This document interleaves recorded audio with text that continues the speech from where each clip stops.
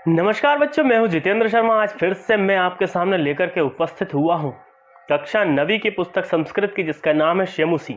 आज हम उसका तीसरा पाठ पढ़ेंगे, जिस पाठ का नाम है गोदोहनम। बच्चों, हम इस चैनल के माध्यम से आपको कक्षा 9वीं के और कक्षा 10वीं के पाठ लगातार उपलब्ध कराते जाएंगे, इसलिए आवश्यक है तो सिर्फ और सिर्फ एक सब्सक्राइब की। बस आप इस चैनल को देखिए, आपको पसंद आए तो इसे सब्सक्राइब जरूर कीजिए। हम लेकर आए हैं इस पाठ को, हम आपके सामने लेकर के उपस्थित हुए हैं, पढ़ेंगे, अच्छे से समझेंगे, बारीकी से इसका एनालिसिस करेंगे, शब्द की तरह शब्द वाइज हम आपको इसका अर्थ बताते जाएंगे। इसलिए आप इसको ध्यान से देखिए, आखिरी तक देखिए, पूरा देखिए। मैं शुरू करता हूं पार्ट 3 श्यमुसी कक्षा 9th का, जिसका नाम है गोदोहनम। एतद् नाट्यांशम चतुर्व्यूहम इति पुस्तकात् संक्षिप्य संपाद्य च उद्धृतम्। ये जो पाठ आप पढ़ने जा रहे हैं, जिसका नाम है गोदोहनम, ये कहाँ से लिया गया है? तो यह एक नाटक का अंश है। एक नाटक जिसका नाम था चतुर्व्यूहम, उस नाटक से इसके छोटे से अंश को बड़े ही संपादित करके छोटे रूप में, सूक्ष्म रूप में आपके सामने इसको उपस्थित किया है।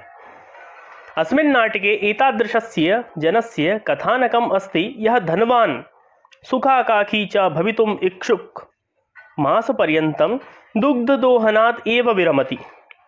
यह कथा एक ऐसे व्यक्ति की कथा है जो सुख की इच्छा रखता है, धनवान बनना चाहता है, मास पर्यंत दुग्ध दोहन ना करके एक दिन केवल वह दुग्ध दोहन करके धन अर्जन करना चाहता है। येन मासान्ते धेनोः शरीरे संचितं पर्याप्तं दुग्धम एक बारम एव विक्रीय संपत्तिम अर्जयितुम समर्थः भवेत्।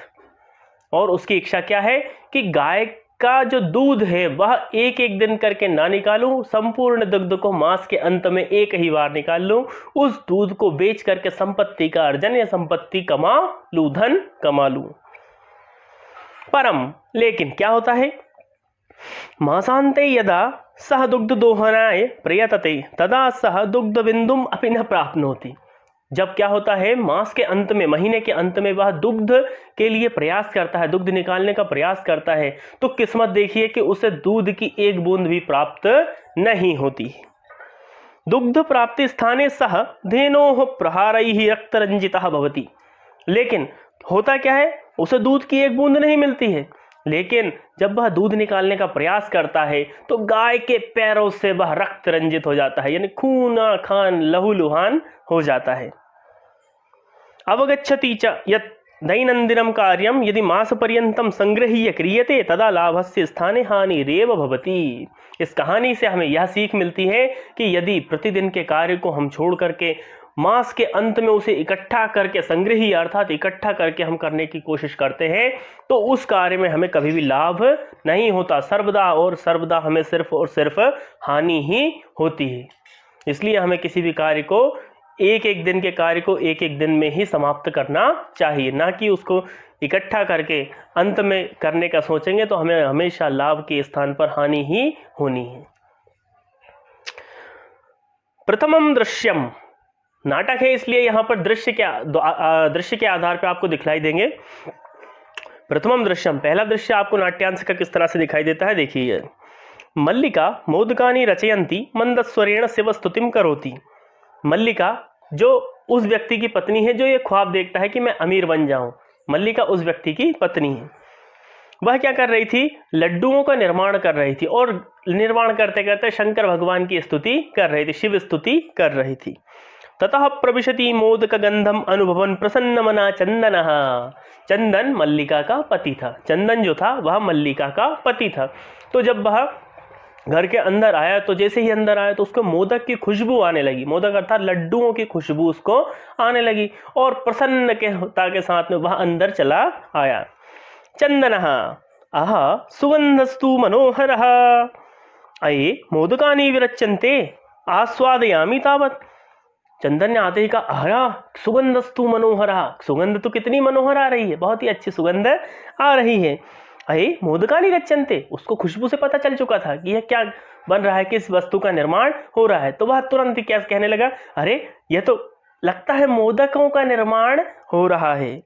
प्रसन्न भूत्वा आस्वादयामि तावत्, चलिए थोड़ा सा मैं खा ही लेता हूँ, ऐसा उसने कहा। मोदक मोदकम ग्रहीतुम इच्छति, लड्डू उठाना चाहता था, किंतु क्या हुआ? मल्लिका सक्रोधम, क्रोध से देखते हुए, विरम विरम मा स्पृश एतानी मोदकानी, अरे रुको रुको, इन लड्डुओं को स्पर्श मत करो, इन मोदकों को स्पर्श मत करो। चंदना किमर्थम क्रुध्यसी, अरे क्यों गुस्सा हो रही हो? अपनी पत्नी से कहता है, क्यों गुस्सा हो रही हो? तव हस्त निर्मितानि मोदकानि दृष्ट्वा अहम जिह्वालोलुपतां नियंत्रयितुम अक्षमः अस्मि। क्यों क्रोध हो रही हो मल्लिका? तुम जानती हो कि तुम्हारे हाथों से जो निर्मित लड्डू होते हैं, उन लड्डुओं की खुशबू से ही मेरी जिह्वालोलुपता बढ़ जाती है, अर्थात जवान मतलब मुंह में पानी आने लगता। जिह्वालोलुपता अर्थात जिह्वा पे से रस टपकने लगता है, अर्थात मुंह में पानी आने लगता है। हस्त निर्मितानी अर्थात हाथ से बने हुए, मोदकानी अर्थात लड्डू, नियंत्रितुम अक्षमः, मैं अपने मन को कंट्रोल नहीं कर सकता हूं, मेरी अपनी जवान को कंट्रोल नहीं कर पाता हूं। किम न जानासि त्वमिदं, क्या तुम्हें ये बात पता नहीं है? पता है? हाँ। मल्लिका सम्यक जानामीनाथ, हाँ, पतिदेव को उसने कहा, जानती हूं कि आप मेरे हाथों से बने हुए लड्डुओं की खुशबू सुनकर अपने मुंह में पानी को रोक नहीं पाते हैं। परम एतानी मोदकानी पूजा निमित्तानि संति, लेकिन यह जो लड्डू मैं बना रही हूं यह किसके लिए है? तो यह पूजा के लिए, भक्ति के लिए है। कैसी भक्ति? चंदनम तर्हि शीघ्रमेव पूजनम संपादय प्रसादम च देहि। चंदन ने कहा तर्हि, तो फिर क्या है? शीघ्रम एव पूजनम संपाद्य, तो एक काम करो, शीघ्र ही पूजन समाप्त करो। प्रसादम च देहि, और पूजन करने के बाद मुझे प्रसाद दो, प्रसाद के रूप में मुझे लड्डू दो। उनका यह कहना था, चंदन का। मल्लिका ने कहा भो, संबोधन के साथ स्वीकार किया और कहा अत्र पूजनम न भविष्यति, यहाँ पूजन नहीं होगा, यहाँ पूजन नहीं होगा।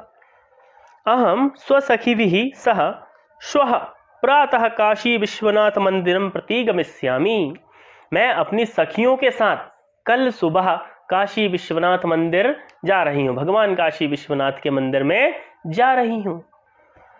तत्र गंगा स्नानम धर्म यात्रांच वयम करिष्यामः, और वहाँ पर काशी विश्वनाथ मंदिर में जब मैं अपने सखियों के साथ जाऊंगी तो मैं वहाँ क्या करूंगी? धर्म यात्रा पर जा रही हूँ, मैं धर्म संबंधी यात्रा पर, अर्थात धार्मिक स्थान पर जाने की जो यात्रा होती है उसे हम धर्म यात्रा कहते हैं। वहाँ जाकर के मैं गंगा स्नान करूंगी और धार्मिक यात्रा भी संपादित करूंगी, ऐसा मल्लिका ने अपने पति चंदन से कहा। चंदन ने कहा चंदन सखी भी सह न मया सह विषादम नाट्यति, दुखित होकर के बोला, सखियों के साथ जाओगी, मेरे साथ क्यों नहीं जाओगी? मल्लिका ने कहा आम, हाँ, चंपा गौरी माया मोहिनी कपिलाद्या सर्वाः गच्छन्ति, मेरी इतनी सारी सखियां जा रही हैं मेरे साथ, चंपा जा रही है, गौरी जा रही है, माया जा रही है, मोहिनी जा रही है, कपिला भी जा रही है। अतः मया सह तब आगमनस्य औचित्यम नास्ति, इसलिए मेरे साथ आपका जाना उचित नहीं है, और उसका कोई औचित्य भी नहीं है, क्योंकि हम सब जो जा रही हैं वह स्त्रियां जा रही हैं। अब आप यदि हमारे साथ जाएंगे तो इसका कोई औचित्य नहीं बचेगा। वयम सप्ताहांते प्रत्यागमिष्यामः, हम कब आएंगे? सप्ताह के अंत में आएंगे, हम एक सप्ताह के बाद आएंगे। तावत गृह व्यवस्थां धेनोः दुग्ध दोहन व्यवस्थांच परिपालय, तब तक एक सप्ताह तक तुम्हें घर में क्या क्या कार्य करना है कि तुम्हें संपूर्ण घर की व्यवस्था देखनी है। धेनोः परिपालना, धेनु अर्थात गाय, गाय का पालन पोषण भी करना है। धेनोः दुग्ध दोहन व्यवस्थांच परिपालय, गाय के दूध निकालने की व्यवस्था भी तुम्ही को करनी है, अर्थात तुम्हें घर का कार्य भी करना है, गाय के दुग्ध दोहन की व्यवस्था भी तुम्ही को करनी है, और संपूर्ण रूप से अच्छे से घर को आप ही को चलाना है। इसके बाद में वो वहां से चली जाती है। द्वितीयम दृश्यम, दूसरा दृश्य सामने आता है। चंदन अस्तु गच्छ सखीभिः सह धर्म यात्रायाः आनंदिता च भव, जाओ सखियों के साथ जाओ, धर्म यात्रा करो और आनंद उठाओ, मौज उठाओ। अहम सर्वम अपि परिपालयिष्यामि, मैं यहाँ घर में सब कुछ अच्छे से देख रेख कर लूँगा। गाय का दूध भी निकाल दूंगा, घर की व्यवस्था भी कर दूंगा, घर की साफ सफाई भी अच्छे से करूंगा, अर्थात पूर्ण रूप से मैं घर को अच्छे से नियंत्रण कर लूंगा। शिवास्ते संतु पंथानः, भगवान आपकी यात्रा मंगलमय करे, ऐसा उन्होंने उनके लिए कामना की। चंद्रः मल्लिका तु धर्म यात्रा यही गता, मल्लिका जो थी वो तो धर्म यात्रा के लिए चली गई।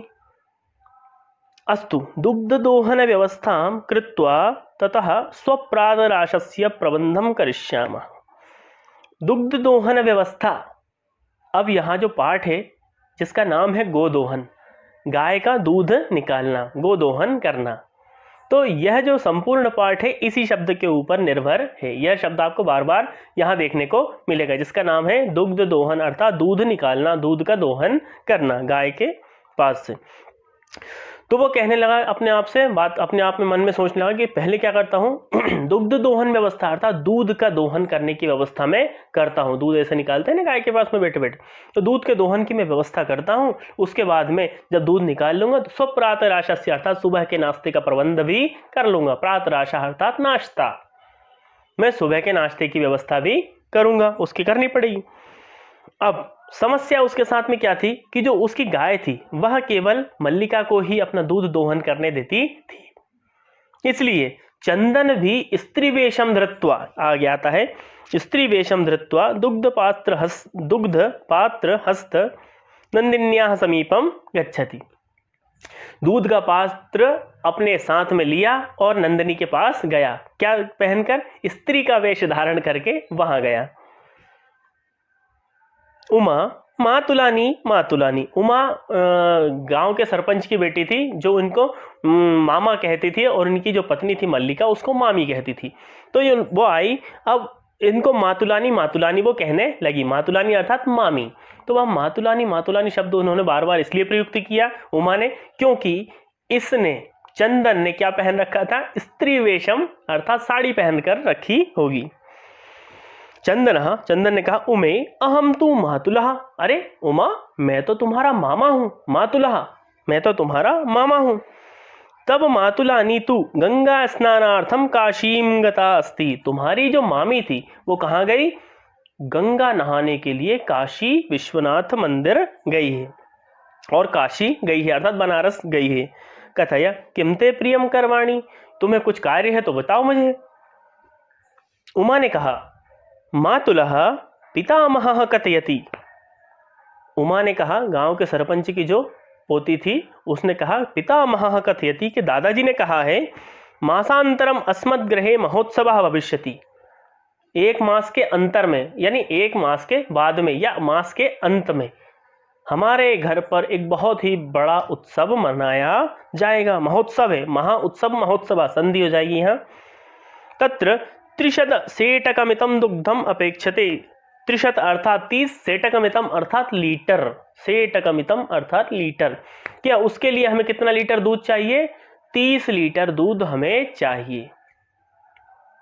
ऐसा व्यवस्था भवद्भिः करणीय, और यह जो व्यवस्था है वो किसको करनी है? आपको करनी है, ये ध्यान रखिएगा। चंदन प्रसन्न हो गए इतना सुनकर, 30 लीटर के ऑर्डर, यानी आप देखी जाए कि वह एक व्यवसायी था, व्यवसाय के कारण उसको क्या मिला था? एक ऑर्डर मिला था 30 लीटर दूध का, कि उसे मास के अंत में 30 लीटर दूध की आवश्यकता थी। प्रसन्न मनसा, मन में प्रसन्न हो गया, उसके मन में लड्डू फूटने लगे, धनवान बनने के तुरंत सपने वह देखने लगा। 30 सेटक परिमितम दुग्धम, हा प्रसन्न होकर के, खुश होकर कहने लगा 30 लीटर दूध, क्या बात है। शोभनम, बहुत ही अच्छा, दुग्ध व्यवस्था भविष्यति, दूध की व्यवस्था हो जाएगी, चिंता मत करो, दूध की व्यवस्था हो जाएगी।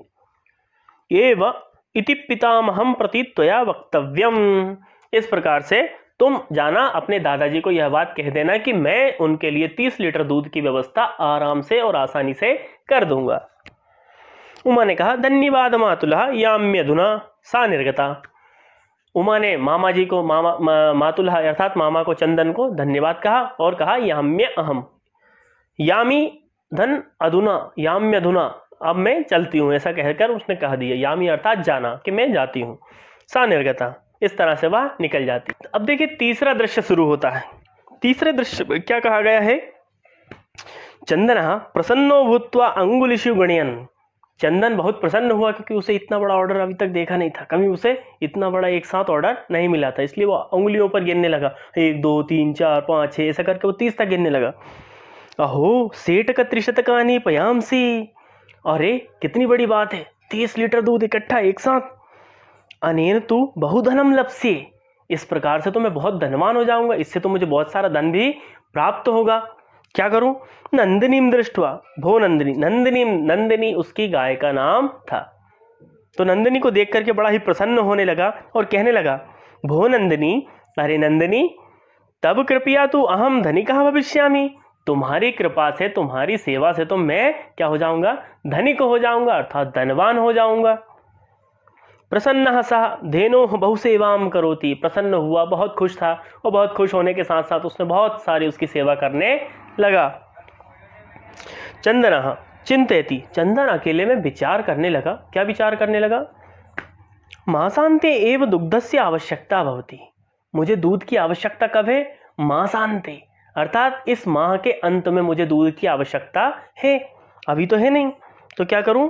यदि प्रतिदिनम दोहनम करोमि, दोहनम अर्थात दूध, यदि मैं प्रतिदिन दोहन करता हूं, दूध का दोहन यदि मैं क्या करता हूं? प्रतिदिन करता हूं, दूध प्रतिदिन निकालता हूं, तर्हि दुग्धम संरक्षितम सुरक्षितम न तिष्ठति, यदि मैं आज से ही दूध निकाल के रख लूंगा तो 30 दिन तक मासांते, मास के अंत तक यह दूध क्या नहीं रहेगा?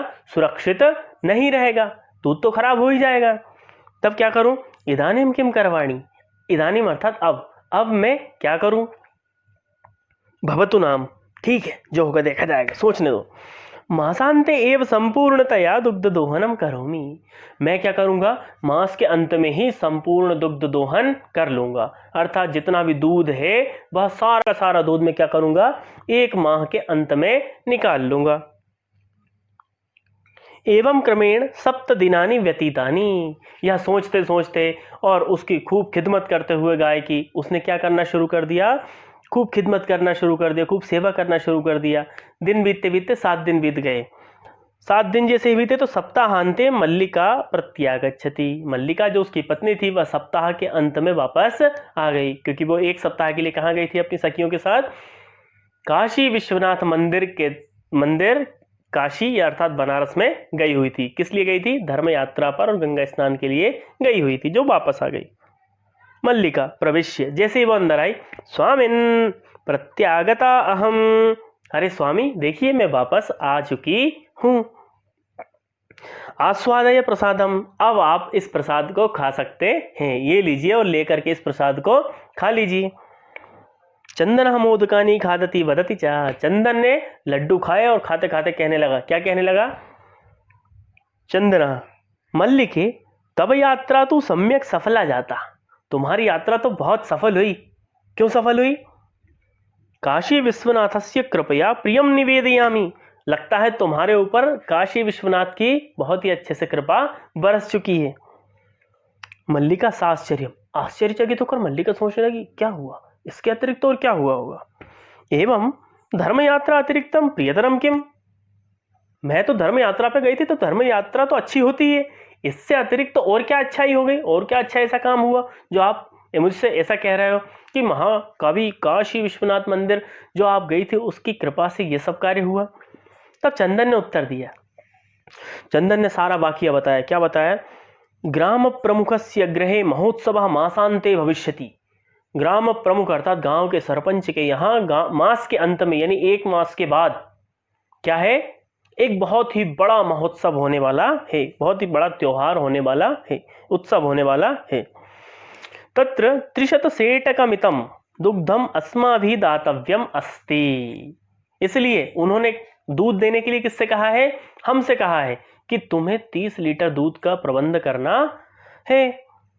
मल्लिका किंतु एतावन मात्रम दुग्धम कुतः प्राप्स्यामः, लेकिन इतना दूध हम कहां से लेकर के आएंगे? हमारी गाय तो दूध इतना देगी नहीं, तो हम इतना दूध कहां से लेकर के आएंगे? बताइए जरा। चंदन ने कहा, विचार आए मल्लिके, जरा दिमाग लगाओ मल्लिका। क्या दिमाग लगाओ? सोचो। प्रतिदिनम दोहनम कृत्वा दुग्धम स्थापयामः, यदि हम प्रतिदिन गाय का दूध निकालेंगे और उसको सुरक्षित रख देंगे तो क्या होगा? चेत तत् सुरक्षितम न तिष्ठति, किंतु वह सुरक्षित उस समय नहीं रहेगा। क्यों नहीं रहेगा? क्योंकि आज का दूध है, कल परसों 2 दिन में दूध वैसे भी खराब हो जाता है। तो दूध खराब जब हो जाएगा तो हम उसको इकट्ठा करके 30 लीटर दूध कैसे देंगे? इसलिए क्या करना चाहिए?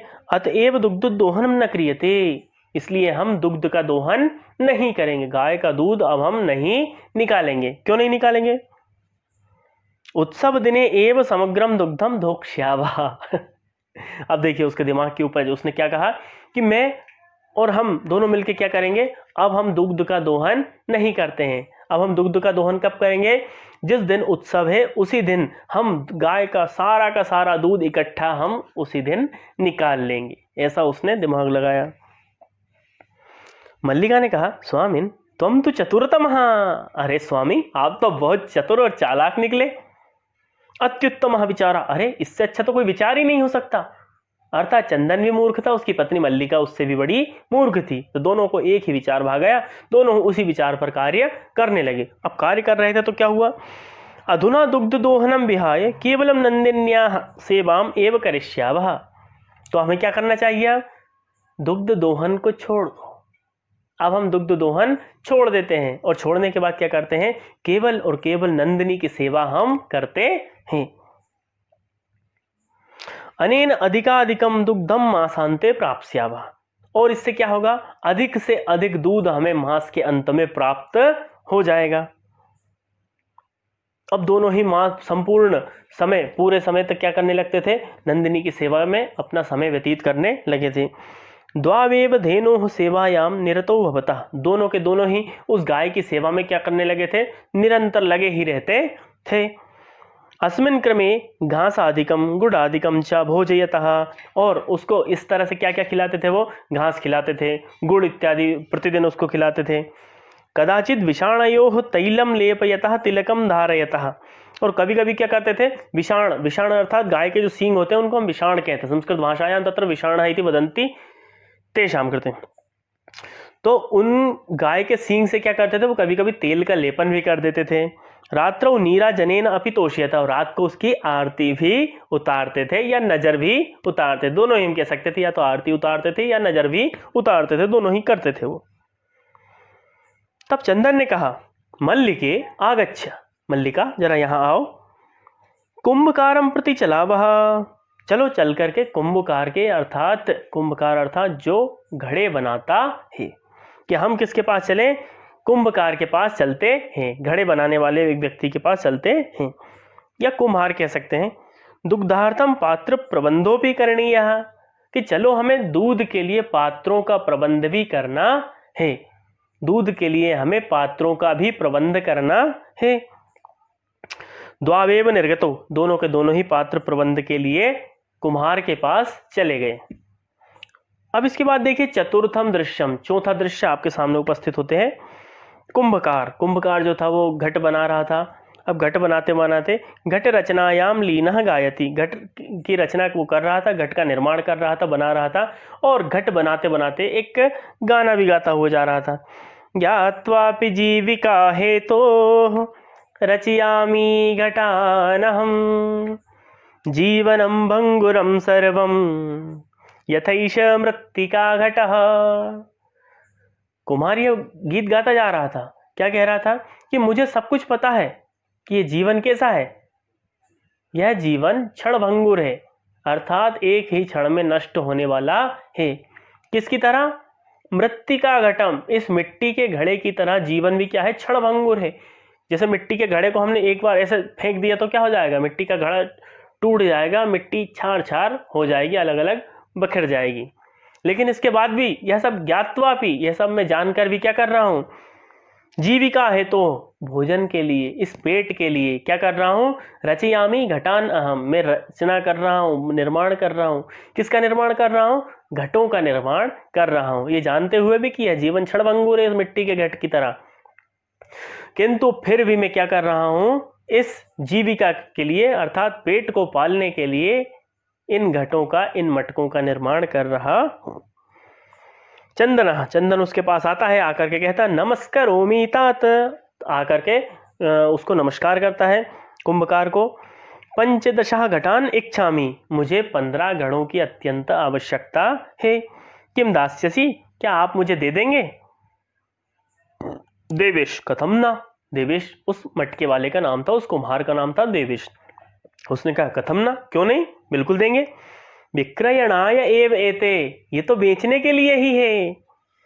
ग्रहाण घटान, आओ आओ इन घड़ों को ले जाओ। पंचशतोत्तर रूप्यकाणि च देहि, पंचशतोत्तर, पंच अर्थात 5, शतोत्तर अर्थात 100, 100 के ऊपर 5 अर्थात 105, 105 रुपए भी आपको मुझे देने हैं। किस लिए? जो 15 घड़े आप मुझसे लेकर के जाएंगे उनके बदले में आपको मुझे कितने पैसे देने पड़ेंगे?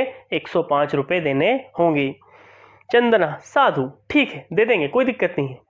क्योंकि हमारे चंदन के मन में तो लड्डू फूट रहे हैं। किस कारण से कि मैं अभी उधर दूध दूंगा और दूध के बदले में मुझे बहुत सारा धन उधर से मिलने वाला है, इस तो उधर से मैं आकर के कुछ धन जो इसका है कुम्हार का है वो कुम्हार को आकर के दे दूंगा। परम मूल्यम तो दुग्धम बिक्री एव दातुम शक्यते, मैं दे तो दूंगा आपको जितना पैसा आपने मांगा, लेकिन वो कब दूंगा? दूध विक्रय करने के बाद में ही आपको मैं ये पैसे दे सकता हूं। देवेश ने कहा क्षम्यताम पुत्र, माफ करना भाई, उधारी बंद।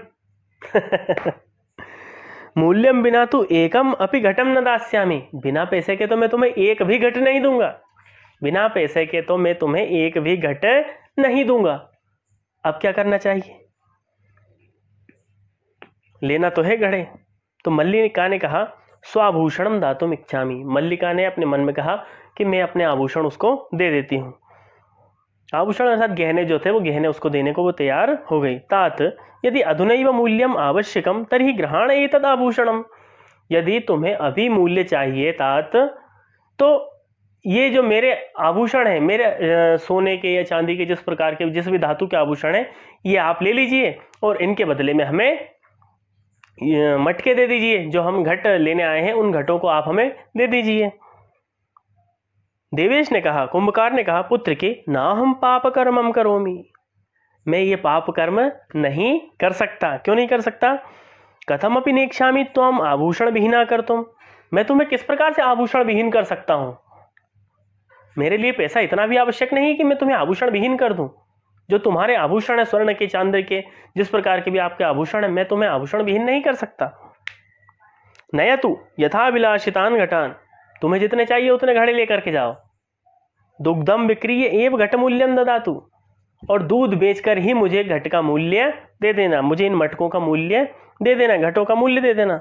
उभौ, दोनों बड़े खुश हो गए। दोनों ने कहा हाथ जोड़ करके धन्योसी ताता, धन्योसी, कि धन्यवाद तात, बहुत बहुत धन्यवाद।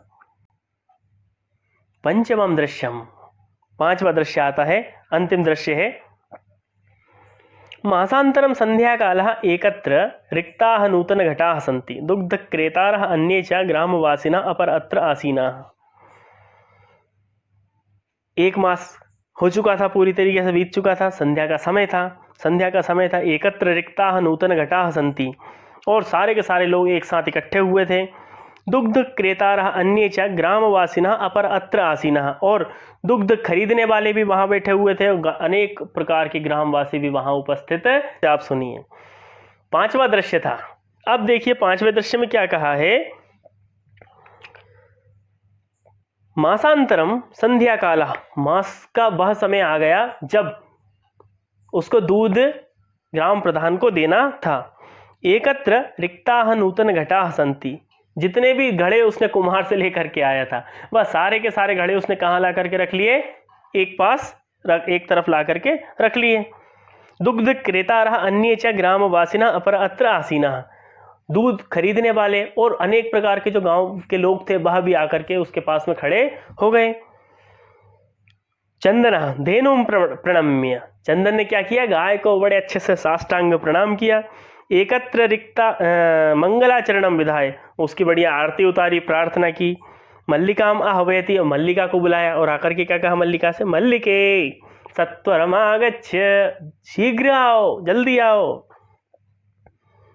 मल्लिका ने कहा आयामी नाथ, आ रही हूं। दोहनम आरभस्व तावत, तब तक तुम गाय का दुग्ध दोहन तो आरंभ करो। चंदन ने कहा यदा धेनोः समीपं गत्वा दोग्धुमिच्छति तदा ते धेनुः पृष्ठपादेन प्रहरति।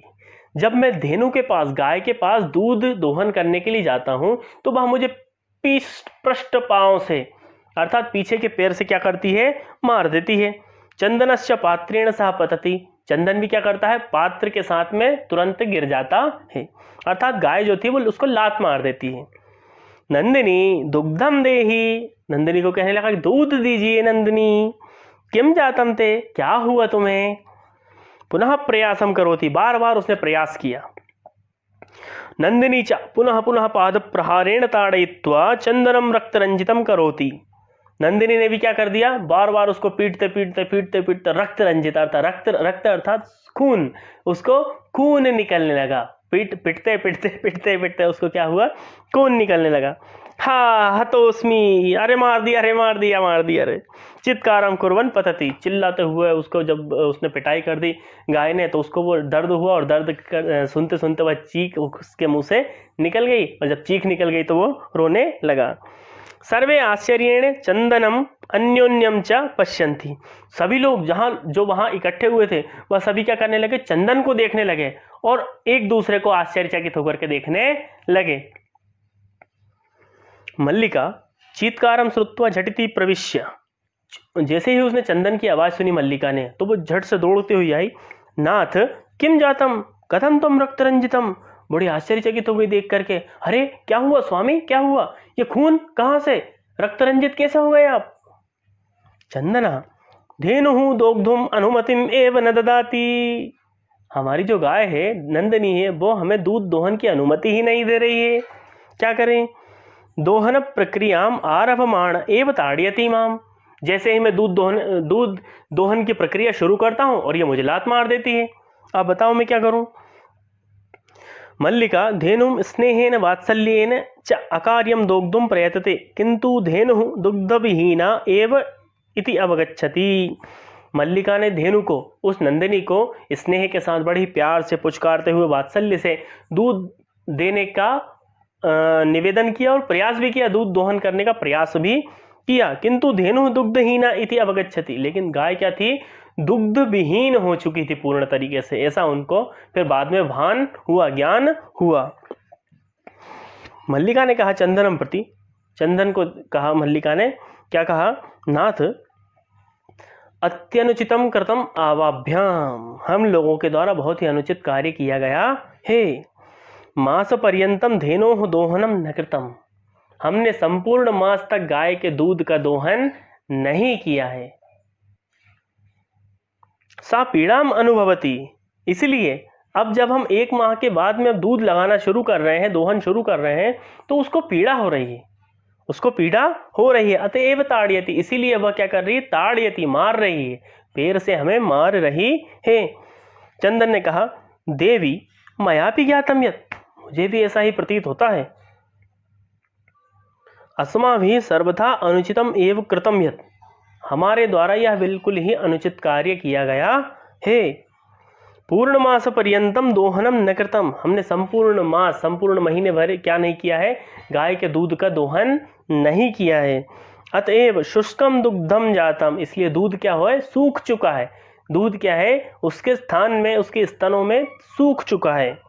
सत्यम एव उक्तम, इसीलिए किसी महापुरुष ने सत्य ही कहा है। क्या कहा है, कार्यम अद्यतनीयम यत् तदद्यैव विधीयताम विपरीते गतिर्यस्य सा कष्टम लभते ध्रुवम, कि कार्यम अद्यतनीयम यत्, जो कार्य अद्यतन, अद्यतन अर्थात आज का है, जो कार्य क्या है, आज का है, अद्यतन है, वो कब करना चाहिए, तद अद्यैव विधीयताम, उस कार्य को हमें कब करना चाहिए, आज ही करना चाहिए।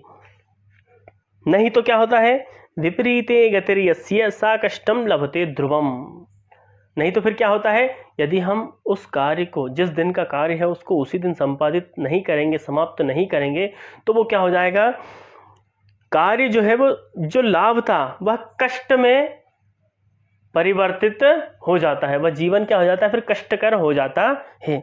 इसलिए निश्चित ही उसमें हमें कष्ट की प्राप्ति होती है। जो कार्य हम सोचते हैं वह होता नहीं है, उसके विपरीत हमेशा कार्य हो जाता है। इसलिए हमें ध्यान रखना है हमेशा कि जो कार्य आज का है उसे हमें आज ही संपादित करना चाहिए, अन्यथा की स्थिति में संग्रह करने पर जो लाभ होना चाहिए था, जिस लाभ को सोच करके हम उसको संग्रह करते हैं, वह लाभ हमें होता नहीं है।